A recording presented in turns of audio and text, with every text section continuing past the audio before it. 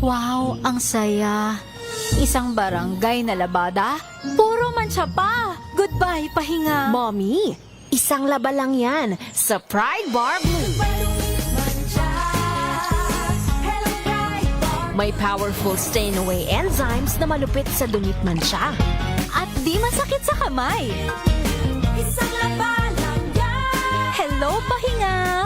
Hello, Pride Bar Blue. ACS. How you spend your morning can often tell you what kind of day you are going to have. Me, I always start my day with a fresh cup of my favorite MX3 coffee. Mahalagang paalala, ang MX3 capsule ay hindi gamot at hindi dapat gamiting panggamot sa anumang uri ng sakit. Maulan man, no worries na amoy kulog ang damit. Charm Fab Con. Bangong kumakabloom. Tanggal amoy kulog sa bango ng charm. Kaya gamit ko, Charm Fab Con with Bloom Fresh Technology. Kills 99.9% of kulog-causing bacteria. May aroma burst pa of thousands of flowers and berries. Ang sampay sa loob, no amoy kulob. Bangong kumakabloom sa charm. Charm Fab Con. ACS.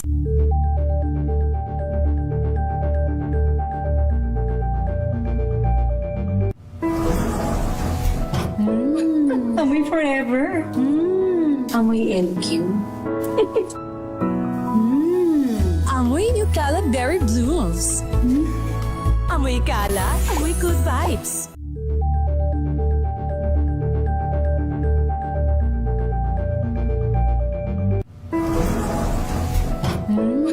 Amoy forever. Amoy LQ. Amoy New Calad Berry Blooms. Amoy kalat, amoy good vibes. Tinesting, sinuri, siniyasan. Ang resulta? Super effective ang Shield sa pagpatay ng bakterya at virus. Shield Antibacterial Soap. Believe ang mga eksperto sa Philippine Nurses Association. At si Mami, Tiwala ako sa Shield. Shield Antibacterial Soap. Napatunayang mabisa. Ang mga nurse, tiwala. ACS. Amoy forever. Amoy LQ. Amoy New Calad Berry Blooms. Amoy kalat, amoy good vibes. Tips para lumaking sporty ang iyong anak, alamin. This portion is brought to you by ACS Manufacturing Corporation, ISO certified, maker of world-class quality Pride detergent. Ayon sa parent.com, hindi mo naman kailangan maging isang atleta para maging sporty ang iyong anak. Mainam na bata pa lamang ay sanayin mo na agad siyang magkaroon ng interes sa sports para hanggang sa paglaki ay madala niya ang pagiging aktibo. Kung kaya't bilang magulang, huwag kalimutang to lead by example. Ika nga nila kung ano ang ginagawa ng magulang, ginagaya ng anak. Gawin yung bonding ang mga athletic activities. Turuan siyang magbike, maglaro ng bola, maging adventurous at manood ng mga sporting events. Bukod pa riyan, makatutulong din kung aayain mo ang iba niyang kaibigan na makasama niya sa paglalaro. Pero tandaan, hikayatin lamang at huwag pilitin ang inyong chikiting. This portion is brought to you by ACS Manufacturing Corporation, ISO certified, maker of world-class quality Pride detergent.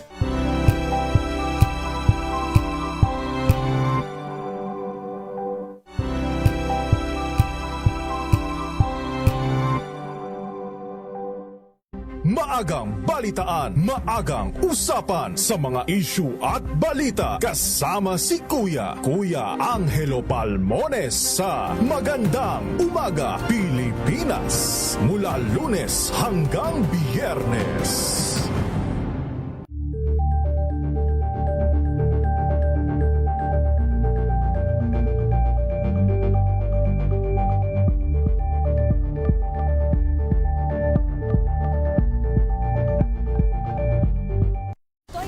Naitalang 17 individual na ang kanilang naaresto.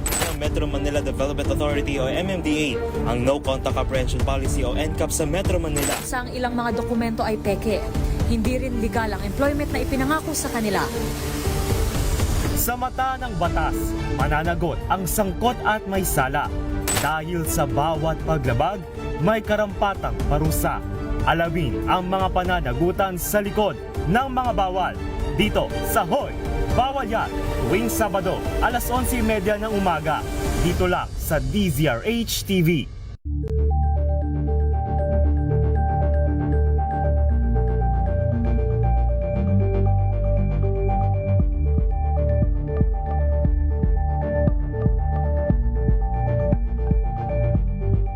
We've got you covered. From the hottest hits, exclusive interviews, kilig to the bones fan meet experience, and hataw performances of your favorite stars. Saturdays, 12 noon, dito lang sa DZRH TV.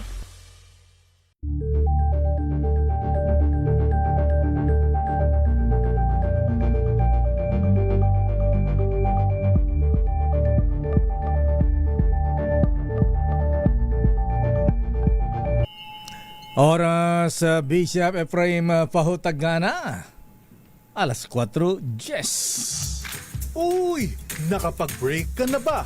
Nakapag-relax ka na ba? Saan ka man nagtatrabaho, mapa-opisina man o work from home o mula mismo sa pwesto, sasabayan namin ang break time mo. Sasabayan namin ng mga balita at komentaryo, mga panayam ng mga taong viral ngayon. DZRH Break Time! RH Break Time!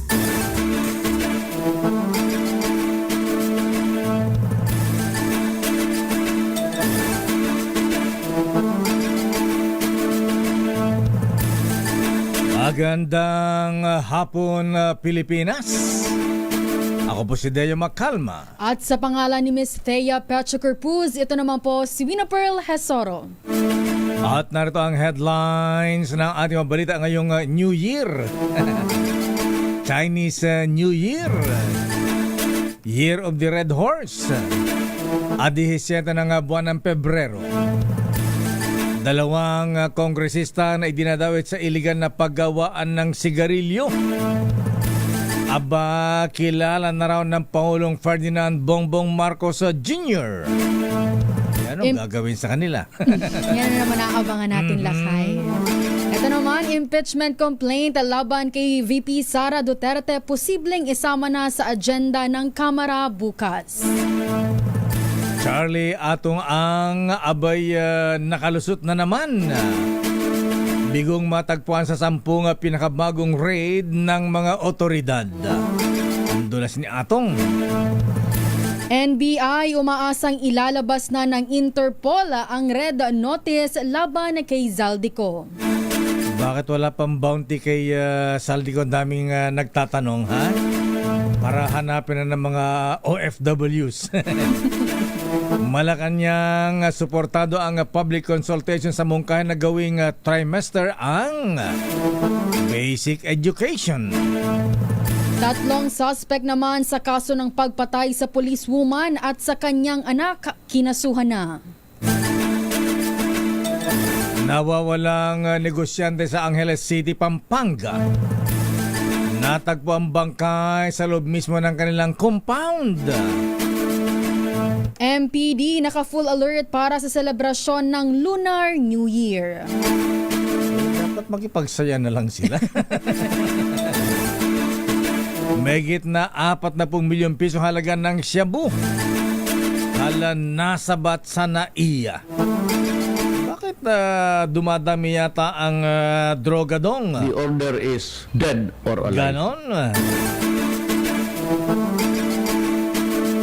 At ngayon sa detalye ng ating mga balita, aabot sa 70 million pesos. Nahalaga ng iligal na sigarilyo ang nakumpiska sa isinagawang raid na naman sa isang bodega sa San Simon, Pampanga. Ang operasyon ay ginawa ilang oras matapos na pamunuan ni DILG Secretary John Vic Remulla ang inspection sa 3 warehouse at manufacturing rights sa probinsya ng Pampanga na pinag-imbakan ng mga illegal na sigarilyo. Isang tip mula sa netizen agad na tinugon ng mga tauhan ng PNP-CIDG hanggang sa marating ang kaparehong bodega sa loob ng business park. Business park pa sa barangay San Pablo Libutad sa bayan ng San Simon. Bukod sa mga assorted na tobacco raw materials, natagpuan din sa warehouse ang mga equipment sa pag-manufacture, paggawa at maging repacking ng mga sigarilyo. Ipinag-utos na ni PNP Chief General Jose Melencio Nartates ang pagtukoy naman sa may-ari ng ni-raid na bodega na mga illegal na sigarilyo sa Pampanga. Ba't ayaw pang pangalanan yung dalawang congressman na protector at may kinalaman din sa illegal na paggawaan ng sigarilyo? Kasi Lakay, magandang hapon, kilala na ni Pangulong Bongbong Marcos ang dalawang kongresistang sangkot umano sa iligal na paggawaan ng mga sigarilyo sa Luzon. Ayon kay Interior Secretary John Vic Remulla, ikinagulat din ni Marcos ang laki ng perang nawawala sa pamahalaan dahil sa presensya ng mga pabrika. Hindi na nabanggit ng karagdagang o nagbanggit ng karagdagang detalye si Remulla kaugnay ng pagkakakilanlan ng dalawang mambabatas, pero sinabi nitong kumakatawan sila sa mga lalawigan sa hilagang bahagi ng Luzon. Bukod dito, lumapit pa umano kay Remulla ang mga tinutukoy nitong mambabatas para mag-request ng meeting. Pero ayon kay Remulla, wala pa silang pag-uusapan dahil hindi pa natatapos ang kanilang report sa insidente. Ang dalawang mambabatas anya ay nagsisilbing mga protektor ng mga nasabing iligal na pagawaan. Narito ang bahagi ng pahayag ni Remulla. Ang lumalabas sa kanila ang logistics at saka ang protection racket. Sila may hawak ng mga kung sino man mag-i-inspect sa kanila. Siyempre, sa team ko, wala namang pwedeng bayaran dyan. Wala kaming pakialam. Diba? Pinapasok talaga namin lahat. Ba't di pa kasuhan, Secretary? Ha? Ang tagal. Ang dami-dami ng paggawaan ng bodega ng illegal na paggawaan ng sigarilyo. Tapos alam pala ng presidente yan. Ano pang hinihintay? Kung si Digong yan, di pinangalanan na ang mga yan. The order is dead or alive. Pangalanan lang dong.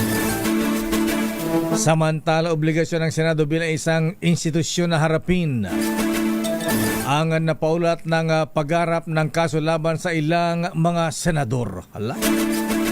Ayon naman kay Senator Rizon Tiveros, paunhakbang pa lamang ang pag-usad ng kaso laban naman kina Senator Bato de la Rosa at Senator Christopher Bongo. Matapos makasama sa pinangalanan ng International Criminal Court na co-conspirators daw nandan ni Pangulong Digong sa madugong kampanya laban sa droga, extrajudicial killings. Sabi ni Ontivero sa oras na humantong sa paglalabas ng warrant of arrest laban kina Senator Bato at Bongo, nakatitiyak daw itong may pagkilos na gagawin ang pamurang Senado hinggil sa kanila.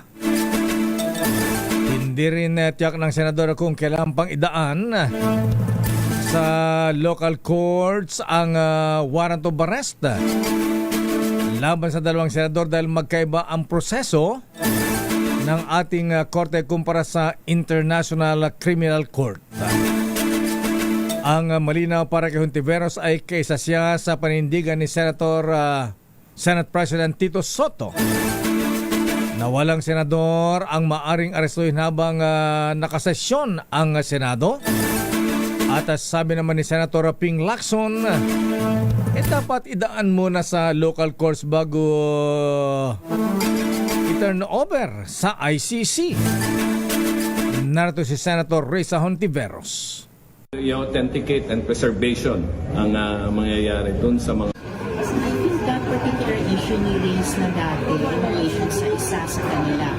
And I would stand by what sinabi ni Senate President Tito Soto na by tradition, while the Senate is in session, walang miyembro ang dumaaresto sa Si Senator Bato de la Rosa ay nagtago simula noong November 11, 2025 matapos sabihin ni Ombudsman Boying Remulla nung siya pa ay Justice Secretary na meron itong arrest warrant mula sa ICC. Habang si Senator Christopher Bongo naman ay itinatangging may kinalaman siya sa extrajudicial killings o war on drugs. Samantala, posibleng maisama na sa order of business ng Kamara ang impeachment complaints laban kay Vice President Sara Duterte bukas. Ito'y matapos ma-refer ni House Secretary General Sheloy Garfield sa Office of the House Speaker ang 3 impeachment complaint na isinampa laban sa Vice Presidente. Sa sandaling maisama bukas sa order of business at mabasa sa plenaryo, maire-refer na ito sa House Committee on Justice. Susundan na ito ng pag-schedule kung kailan sisimula ng hearing sa impeachment complaints, pero maaari rin ang fast-track mode o bilisan hanggat hindi na i-refer sa komite ni Batangas Representative Jervil Luistro. Kapag fast-track mode, kailangan lamang ng 100 votes sa mga miyembro para agad nang maiakyat sa Senado ang impeachment complaint laban sa ikalawang Pangulo.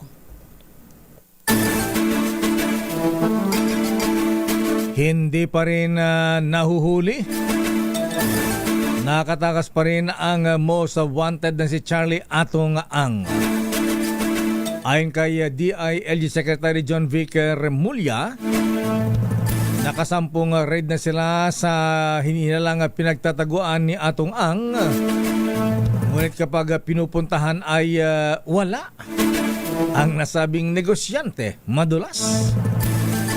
Sa kabila nito ay tinak pa rin ni Remulla na hindi sila titigil sa pagtugis hanggat hindi nahuli ang tinagurian nilang most wanted sa bansa. Naniniwala rin si Secretary John Vic na nasa Pilipinas lamang nagtatago si Atong Ang, kasunod na statement ng Cambodian government na wala doon ang gambling tycoon. Una na inireport ng PNP CIDG na nakatuon sila sa mga properties ni Ato Ang sa Metro Manila, Central Luzon, Calabarzon at maging sa Bicol Region. Sa iba pang balita, itinanggi ng kampo ni Curly Discaya na sangkot ang kontratista sa Ghost Project sa Davao Occidental na nagkakahalaga ng higit 76 na milyong piso. Sa panayam sa programang Damdaming Bayan, iginiit ni Attorney Cornelio Samaniego III Legal Counsel ng pamilya Discaya na malinaw sa mga dokumento na incorporator lamang ng St. Timothy Construction Corporation ng kanyang kliyente. Dahil dito, handang maghain ng counter affidavit ang kanilang kampo laban sa manifestation ng DPWH na nagdadawit kay Discaya sa naturang Ghost Project. Narito ang bahagi ng panayam kay Samaniego. Sir Deo, kung sumampa ang kaso sa korte, ang pinag-uusapan ng dokumento, hindi chismis. So magbase ho tayo sa dokumento. Kaya nagtataka ho kami bakit itong si Mr. Curly Discaya ay sinasangkot na naman nila sa St. Timothy. Maliwanag naman ho sa papel ng St. Timothy na wala ang pangalan niya doon. Noong nag-incorporate sila, nandun. Pero hindi naman ho, does not necessarily follow na incorporate na pag-incorporator ka, na rin yung presidente, authorized managing officer, or beneficial owner ng isang korporasyon. Incorporator ka lang po. Hanggang doon, merong hong mga ganong kumpanya na corporator, hanggang incorporator lang. Sabi pa ni Samaniego, nakapagdududa umano ang motibo sa pagdawit ng dalawang dating empleyado ng St. Timothy kay Discaya sa nasabing Ghost Project dahil natuklasan nilang ang abogado ng mga ito ay naging abogado rin umano ng isang dating congressman na pinangalanan ni Discaya na sangkot noon sa katiwalian sa flood control scandal. Narito muli si Samaniego. At nakakapagtaka po yan, Deo, na itong abogado ng dalawang witness na ini-implicate si Mr. Diskaya sa St. Timothy ay abogado ng isa sa mga pinangalanan niya na congressman. Oh, so kung meron ho kayong maalala na merong isang congressman na kinasuhan ng rape at acts of lascivious test ng dalawang pulis, ito ho yung abogado niya. Sino kayong congressman na kinasuhan ng rape? Acts of lasciviousness daw. Alamin nga natin.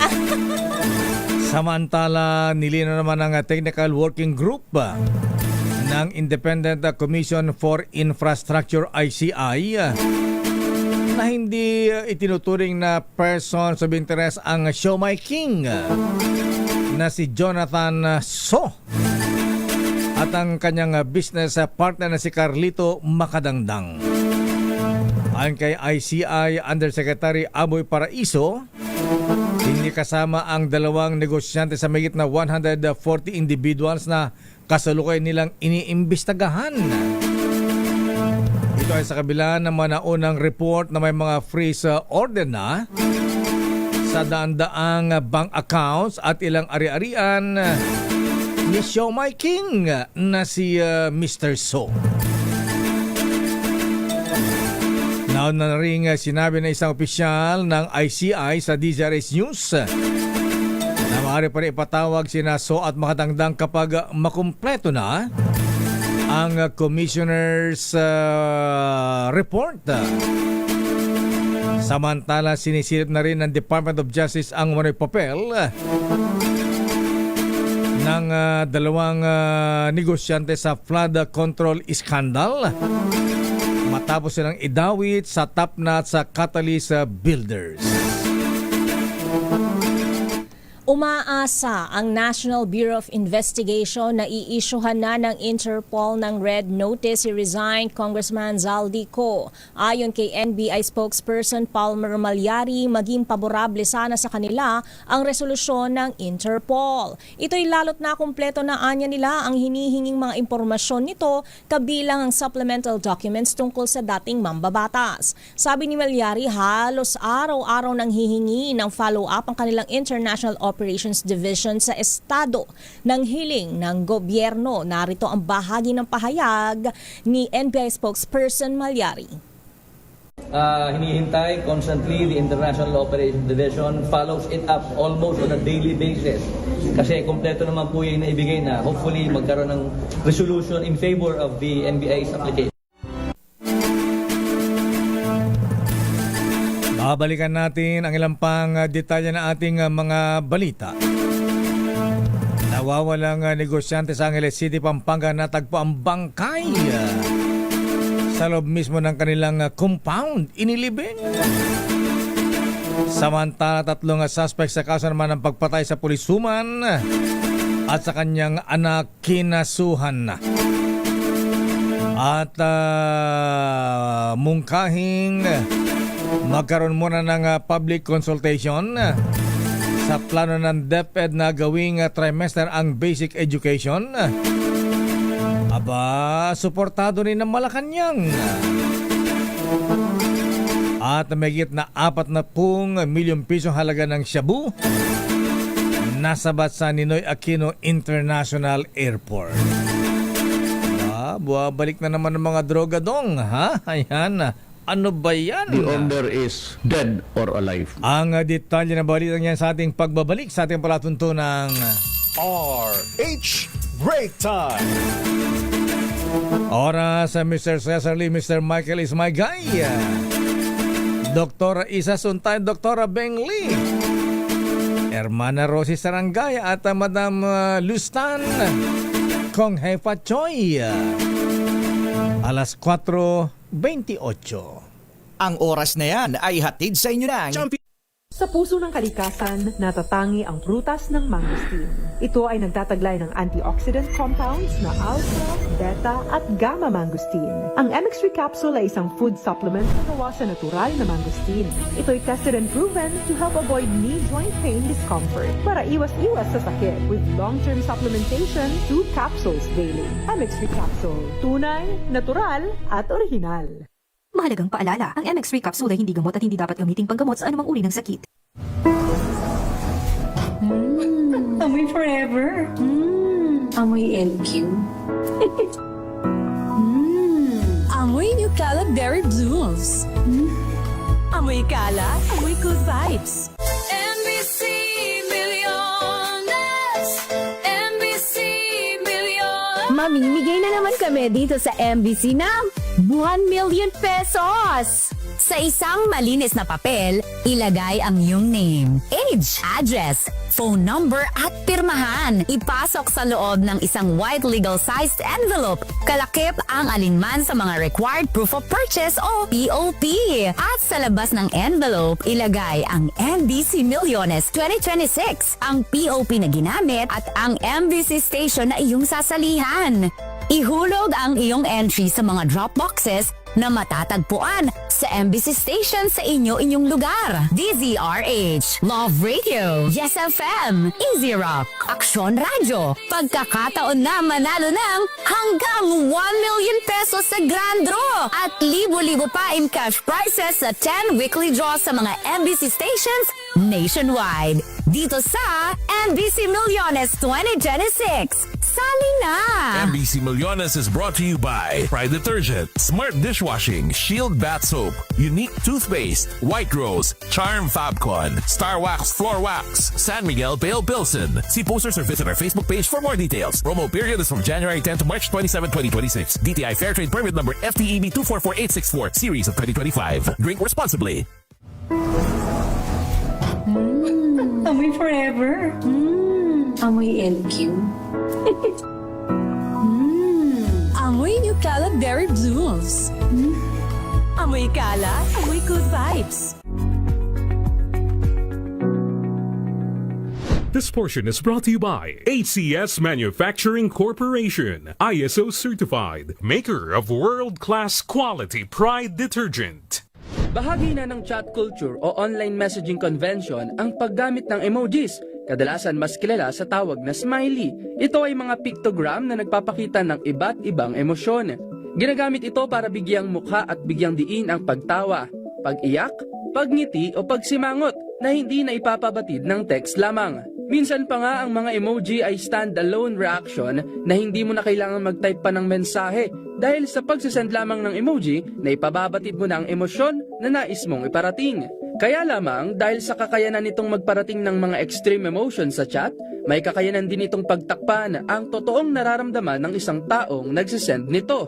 Ayon yan sa pag-aaral ng isang emotional behavior expert mula sa University of Tokyo. Sinuri nito ang texting habit ng mga edad 11 to 26 years old at napag-alaman na kadalasan gumagamit ang mga ito ng mga happy o smiley emoji para itago ang galit o pagkadismaya para maging mas positibo ang mensahe na ipinapadala o sinasabi ng mga ito. Mapapansin din ang mga ganitong practice kapag ang kausap daw nila ay mga taong nasa mataas na social status, nakatatanda, o yung mga nasa group chat. Mas tapat o hayag naman ang kanilang emosyon na naipababatid kapag one-on-one chat. Nakita rin sa pag-aaral na ang mga nagtatago ng emosyon sa pamamagitan ng emoji ay yung mga hirap ding magpahayag ng sarili nilang damdamin sa online chat o sa personal. Kaya naman sa susunod na may kausap ka na mahilig gumamit ng emoji o smiley, subukan pa rin nating mga musta kung kailangan ba nila ng taong makakausap at makukwentuhan kung kailangan. This portion is brought to you by ACS Manufacturing Corporation, ISO certified, maker of world-class quality Pride detergent.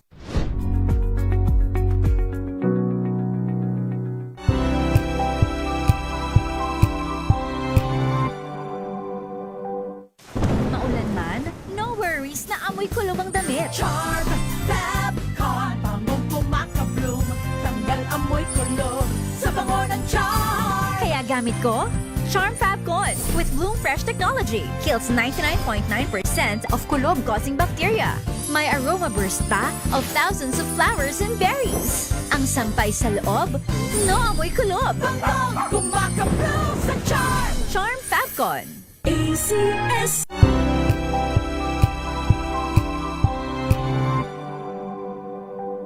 Hello, Washi! Laundry day na naman! Yay! Anong meron? Mancha ng chocolate, putik, may libag pa. Kaya natin yan! With Pride Washing Machine Detergent, may triple stain-away formula. Tanggal ang makapit, madikit, at madupit na tumitmantsa. Kaya easy-easy ang labada. Mula noon hanggang ngayon. All you need is pride. All you need is pride. ACS.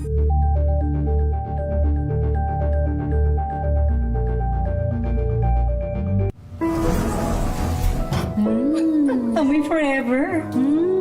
Amoy LQ. Amoy New Caleb Berry Blooms.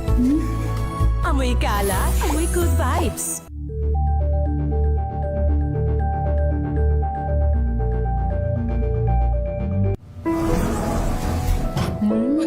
Amoy forever.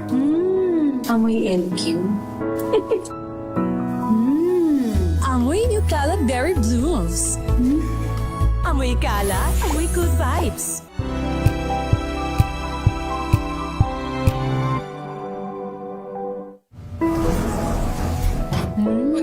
Amoy forever. Amoy LQ. Amoy New Caleb Berry Blooms. Amoy kala, amoy good vibes.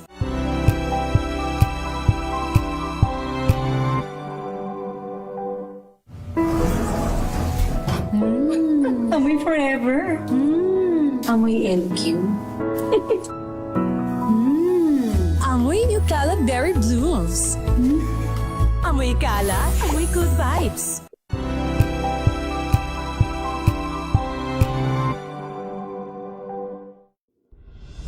Tuloy-tuloy ang pagtulong, tuloy-tuloy ang pagseserbisyo at tuloy-tuloy ang balitaan kasama si May Binauhan sa Operation Tulong mula Lunes hanggang Biyernes. Kung good vibes ang hanap mo, dito ka na sa sigurado! Mula sa mga istoryang nagbibigay ng inspirasyon hanggang sa mga kwentong may dalang solusyon. Mga balitang pampagaan ng pakiramdam at pampaganda ng araw. Hindi lang basta good news, kundi the better news.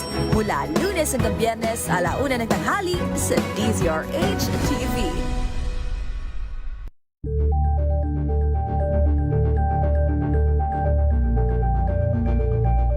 Curious ka ba sa maraming bagay? Kami na ang bahala dyan. Aalamin, tutuklasin at bibigyang linaw namin ang mga katanungang bumabagabag sa inyong isipan. Sa programa kung saan ang bawat sagot ay galing lamang sa mga eksperto. Ang Expert's Opinion, tuwing linggo 3:00 ng hapon, dito lang sa DZRH TV.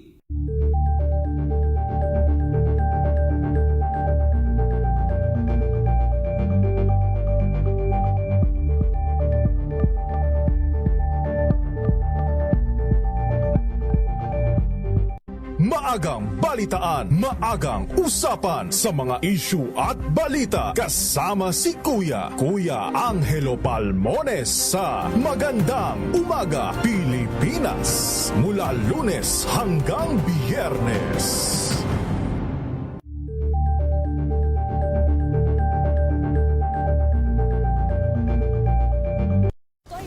Naitalang 17 individual na ang kanilang naaresto. Metro Manila Development Authority o MMDA ang No Contact Apprehension Policy o NCAP sa Metro Manila. Ang ilang mga dokumento ay peke. Hindi rin legal ang employment na ipinangako sa kanila. Sa mata ng batas, mananagot ang sangkot at may sala. Dahil sa bawat paglabag, may karampatang parusa. Alamin ang mga pananagutan sa likod ng mga bawal. Dito sa Hoy! Bawal Yan, tuwing Sabado, 11:30 ng umaga. Dito lang sa DZRH TV. Oras, Miss Thea. Ganap ng 4:38 ng hapon. Sandali lamang sa ating mga reports. Standby, Leta Narciso. Abay, ang sabi ng Malacanang, hindi para napag-usapan ang Chacha Charter Chains. saka na muna yan. Abay, di pa nga natapos yung problema. Wala pa nahuling big fish eh. Ha? Wala pong nakukulong lakay. Sa flood control project scandal. Standby, Raymond at Paz mula sa Senado. Crisis sa basic education. Na kindergarten hanggang grade 3. Hala, may problema ba tayo dyan? Standby sa ating mga report. Sandali lamang Noche Kakas. Abay, batiin mo natin ng happy birthday yung kanina pa nagpapakain dito sa News Center. Ayan. Happy 69th birthday kay Malu Cabral. Bagets na bagets na kay. Batang-bata pa siya, ha? Ayan. Happy birthday, Tita M. At kabirthday niya pala Senator Jinggoy Estrada. Ayan. Happy birthday, Senator Jinggoy. Ayan. Safe na ba tayo? At happy birthday din kay Aba. Kabirthday niya pala yung kanyang BFF sa San Juan, Mayor Francis Zamora. At Dr. Miriam Racho. Happy birthday, Doc Miriam. At happy birthday din kay, of course, ngayon pala ang birthday. Akala ko last week. Congressman Roy Loyola ng 5th District ng Cavite. At happy birthday din kay parang Manding Bahakan. Birthday pala ni parang Manding ngayon. Pagbati mula sa kanyang ex-girlfriend. Yolanda is the name. Yoli. Wow. At happy birthday pa kay Engineer Oliver Villarin. At happy birthday pa kay baka magtampo yung mga kapitbahay natin, ha? Sino lakay? Ayan si Joel Reyes Sobel de Ayala ng DZBB. Ayan. Birthday din today? Oh, happy birthday. Alam naman tayo rito walang kinikilingan, walang kinakampihan. Ayan. Maski nasa kabila binabati natin, ha? Pero sila, hindi buwabati ng mga taga-DCRS pagka may birthday. Di ba? Bawal daw. Talaga? Sandali lamang at narito na ang ninong ng bayan sa ating DZRH sa Malakas Aguinaldo promo. Saan ba si Ninong Sherwin? Aba, nasa Makati City, ha? Ayan. Ninong Noche Kakas, please come in sa ating DZRH Malakas Aguinaldo promo. Ito na ang ating winner sa Malakas promo kasama ang MX3. Dito ako believe. Samba magpapainom si Joel Reyes Sobel Igan, ha? Orly, alaba tayo dyan. Ito na ang ninong ng bayan.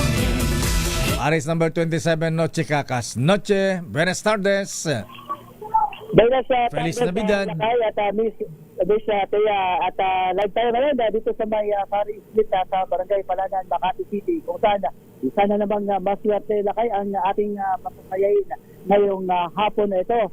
At ito, lalapitan na lang natin dahil habang naka-break time lakay, siya naman ay ganda ng buhok, oh. Ganda ng buhok. Ano pa naman nila? Adrian Ramos po. Yan, matagal ka bang nanonood at nakikinig ng DCRA? Matagal na po, bata pa ako. Yan, bata ka pa, ha? Talagang tuti-tuti. Nasa kabisa pa po. At ang trabaho nila kay ay isang, masahista? Masahista po yan.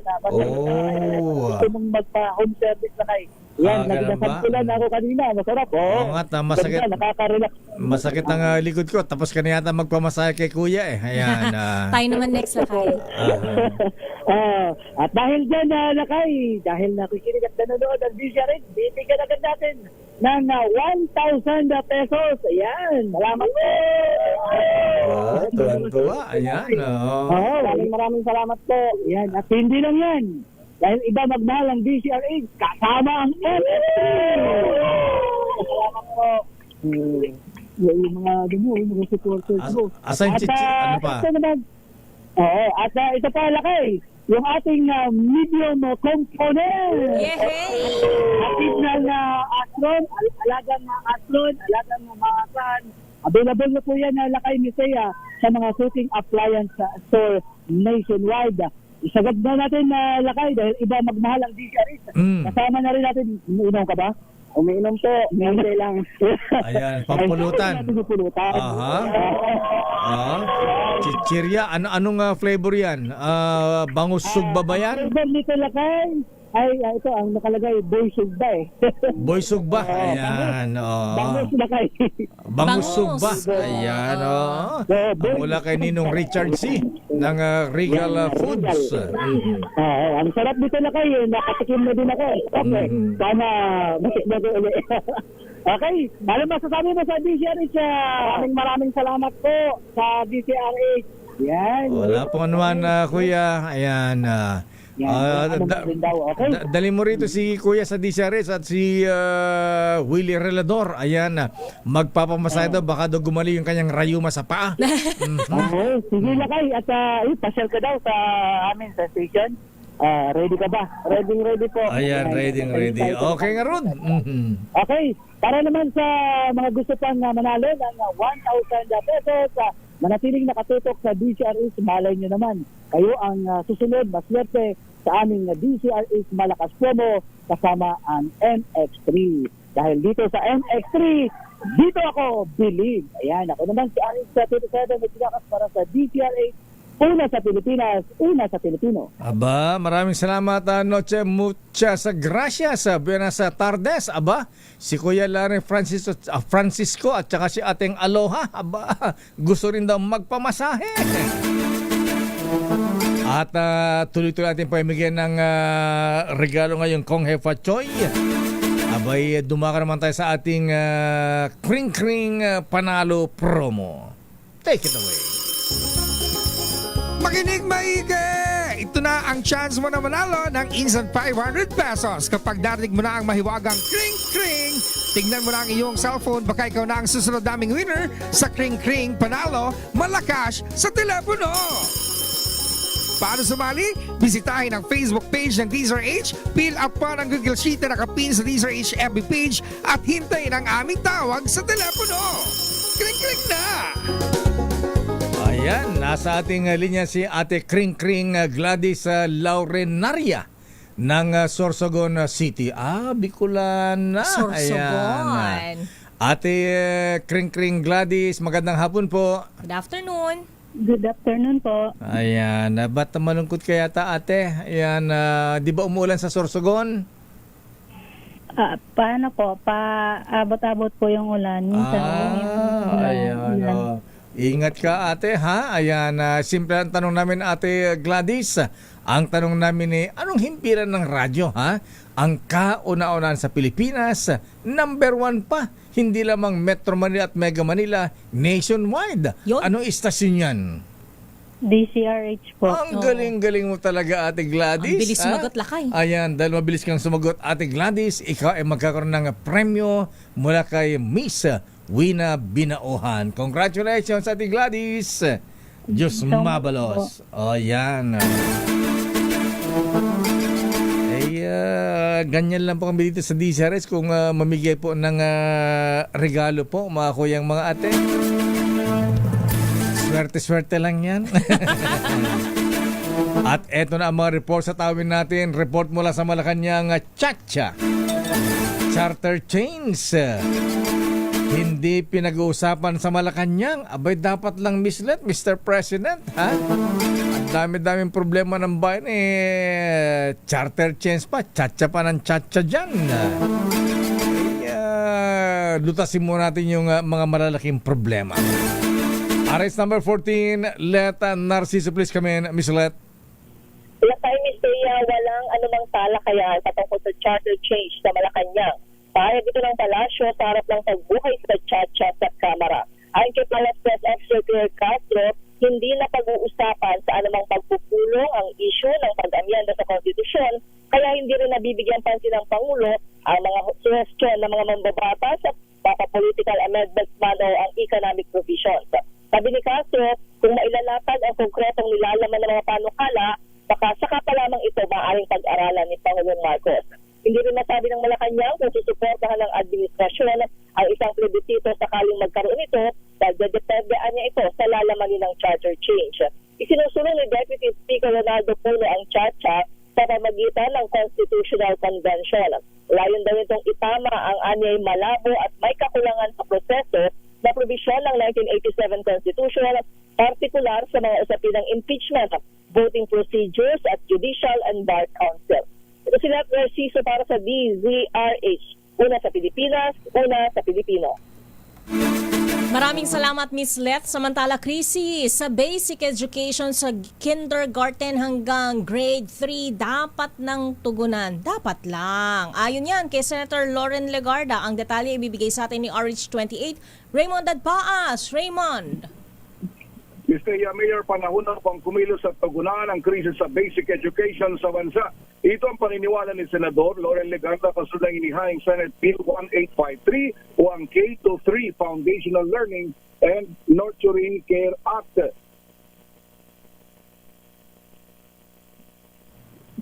Nyari. Go ahead. Naku. Oh, ba't napuputol parati si Raymond, ha? Gusto ko naman malaman lakay kung how behind are we, di ba? Sa ganyang grade levels. Kindergarten hanggang grade 3. At nilinaw naman ng Department of Education na patuloy pang pinag-aaralan ang mungkahing magkaroon ng trimester system at wala pang final na decision tungkol dito. Ito'y kasunod ng pangamba ng ilang mababatas, mga guro at iba pang education stakeholders sa nasabing panukala academic calendar reform. Ayon sa DepEd, nagpapatuloy at magpapatuloy pa ang consultation sa iba't ibang education officials. Bagamat wala pang inilabas na timeline ang DepEd para sa magiging finalization tungkol sa inihaing academic calendar shift. Tiniyak ng DepEd na magkaroon muna ng consultative process at mabusising pag-aaral bago ito ipatupad. Kaugnay nga ng balitang yan, suportado ng Malacanang ang public consultation para mapag-aralang mabuti ang iminungkahing trimester system ng Department of Education. Ayon kay Palace Press Office Claire Castro, panukala pa lamang ito, kaya mainam na mapakinggan kung ano ang panig at posisyon ng stakeholders. Dagdag pa ni Castro, mailalahad sa konsultasyon ang maaaring advantage ng pagkaroon nito at matukoy ang pinakamagandang programa para sa mga kabataan. Una nang sinabi ni DepEd Secretary Sonny Angara na layunin ng panukala na magkaroon ng mas mahaba at tuloy-tuloy na pagtuturo, maayos na pacing ng mga aralin at para mabawasan ng burden sa mga guro. Sa nasabing sistema, hahatiin ang 201 school days sa 3 term kung saan unang term sa Hunyo, ikalawang term sa Setyembre at huling term ay magsisimula sa Enero na matatapos naman sa buwan ng Marso. Samantala, natagpuan na ang nawawalang negosyante sa Angeles City na hinahanap pa simula noong February 12. Natagpuan ang negosyante sa loob mismo ng kanilang compound at ito ay inilibing. Ito ay inilibing malapit sa septic tank at positibong kinilala ng kanyang mga anak. Gayun pa man, siyempre malungkot, nailibing na nga at patay na nang makita si Tess Mamak sa loob mismo ng compound ng kanilang pamilya. Inatasan na ni Angeles City Mayor John Lasatin ang pulisya na hanapin ay tinuturing na person of interest na kilalang sa palayo na Doc at ito ay matagal ng driver ng pamilya ng biktima. Lakay, balikan na nating muli ang report ni RH28 Raymond Dadpaas. Krisis sa basic education na kindergarten hanggang grade 3 dapat nang tugunan. I-detail mong balita, Raymond. Mayor, panahon na upang kumilos sa tugunan ang krisis sa basic education sa bansa. Ito ang paniniwala ni Senador Loren Legarda kasunod ng inihayang Senate Bill 1853 o ang K-3 Foundational Learning and Nurturing Act.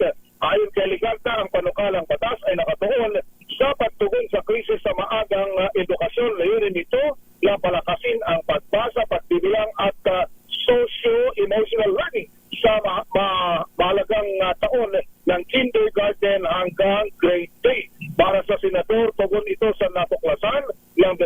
Congressional Commission on Education o EDCOM2 na halos kalahati ng mga batang Pilipino na hindi napakababasa sa tamang antas sa kapag sila'y nakatapos ng grade 3. Dagdag pa rito ang pag-aaral din ng UNICEF at World Bank na 91% ng mga bata na sa huling bahagi ng primary ay hindi nakauunawa sa simpleng ento. Dahil dito ay kasama ang Pilipinas sa hanay ng mga bansang may pinakamataas na learning poverty. Para kay Ligarda, kung hindi maging matibay ang pundasyon ng pag-aaral ng mga bata sa basic education, ay mahirapan silang makaagapay sa mas mataas na antas ng edukasyon at ganoon din sa buhay.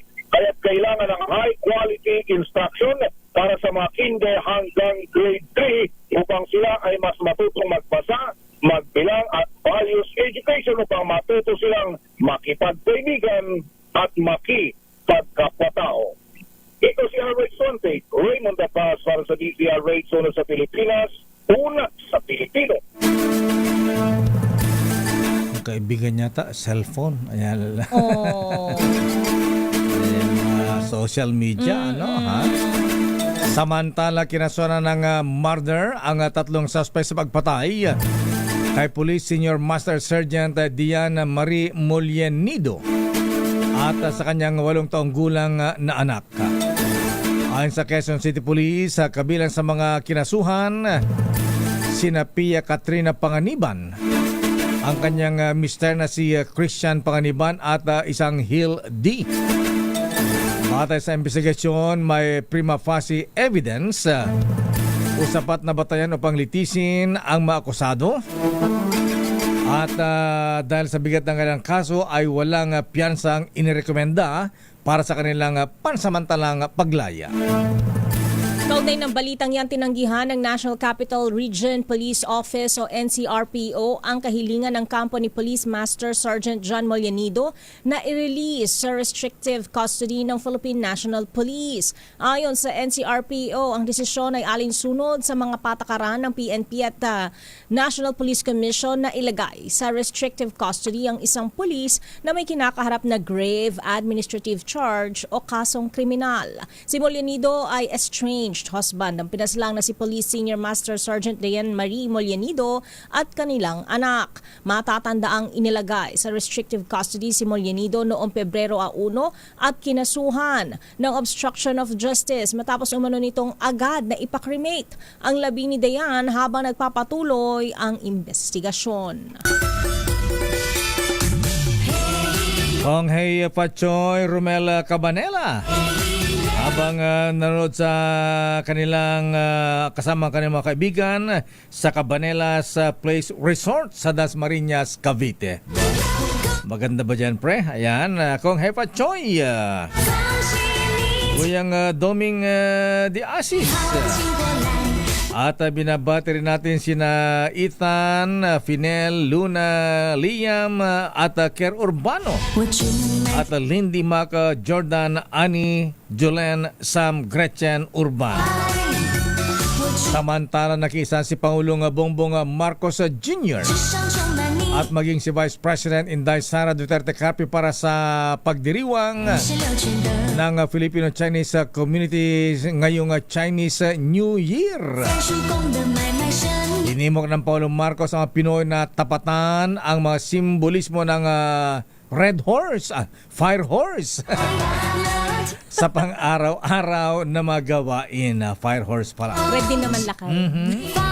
Kaya naman na mahalagaan niyang kumilos ng mabilis. Ayan. Patalon-talon. Ay, hindi pa. Dagdag ko na lang yun.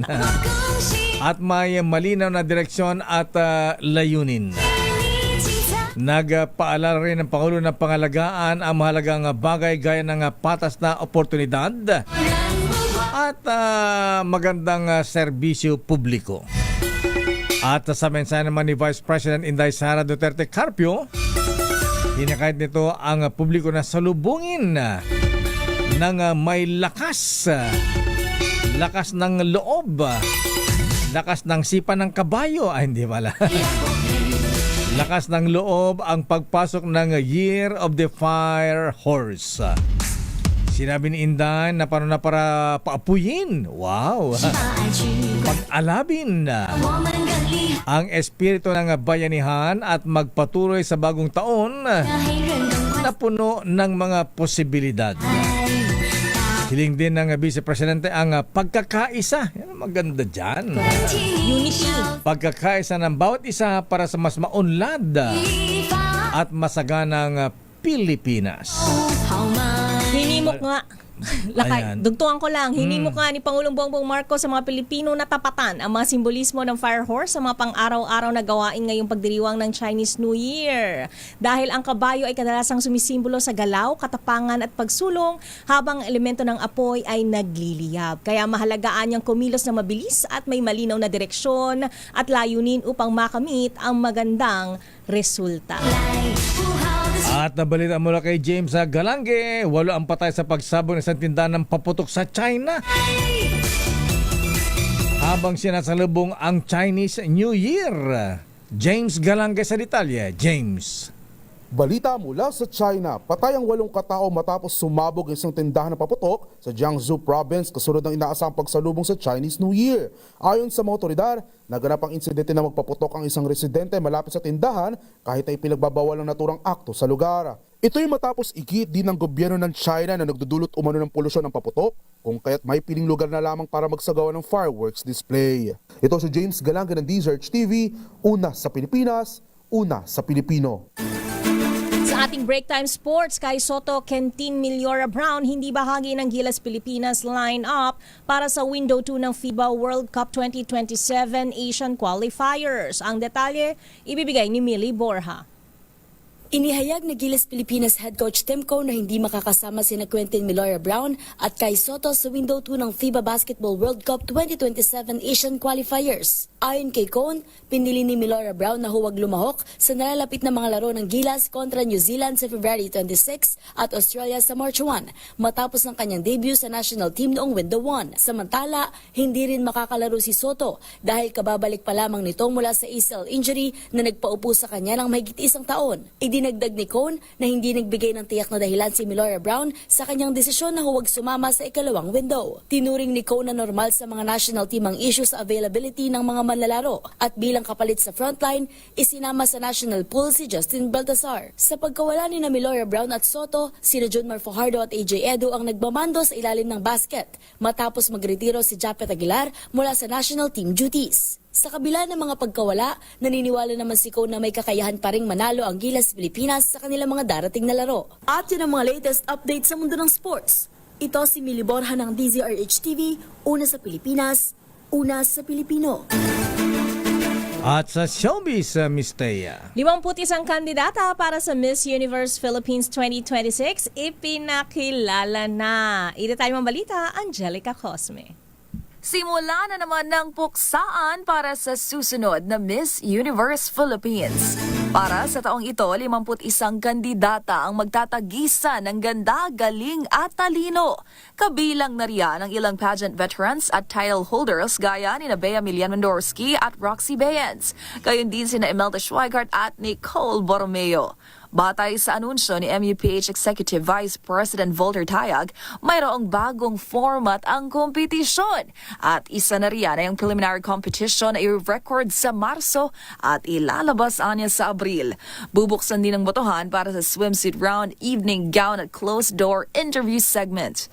Habang sa Mayo, makikilala na ang papasahan ng korona ni Miss Universe 2025, a third runner-up Atisa Manalo na siyang magiging pambato ng Pilipinas sa 75th edition ng prestihiyosong pageant na gaganapin sa Puerto Rico.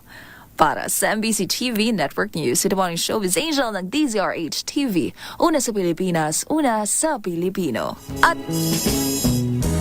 ikaw ang Miss Universe ng buhay ko. Maraming salamat, Angelica Cosme. At yan ang kabuuan nating balitaan sa ating palatuntunang break time. Ako po si Deo Macalma. Ako naman, Thea Petro Corpuz. Nagsasabing, Kong Hei Fa Choy! Happy Chinese New Year! Kwaila kwaila! May kasiyahan Susunod na mabalansyadong balita. Henry Uri at Miss Kay, Karen Oyong Konghe Fachoy. Yan talagang legit lakay. Genuine ito. Ayan. Urig. Oras sa ganap ng 5:04. Ang oras ay natin sa iyo ng Memory Plus Center ng Makati Med. This time check is brought to you by AC.